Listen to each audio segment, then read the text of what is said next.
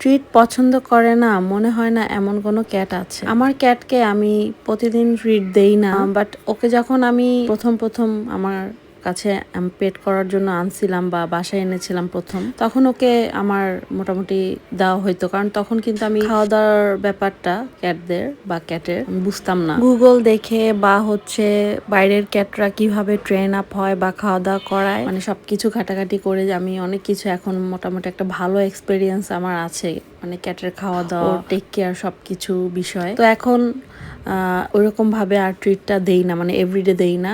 এতে করে কি হয়, মানে আপনার যে বেসিক খাবারটা ওইটা খাওয়ার হ্যাবিটটাও নষ্ট হয়ে যাবে, ঠিক আছে? তো এই জন্য আমি বলবো যে ট্রিটটা খুব সহজে দিবেন না। যখন আপনার ক্যাটকে ধরেন গ্রুমিং করাবেন বা হচ্ছে আপনার ক্যাট একা রেখে বাসায় গেলেন, আসার পরে হচ্ছে আপনার ক্যাট একটু স্যাড থাকবে, আপসেট থাকবে, তখন আপনি ট্রিট দিতে পারেন। তখন দেখবেন আপনাকে আবার সে লাভ করা শুরু করবে। ওকে যে আপনি একা রেখে গেছেন সেই জিনিসটা, সেই বিষয়টা আর কি সে ভুলে যাবে।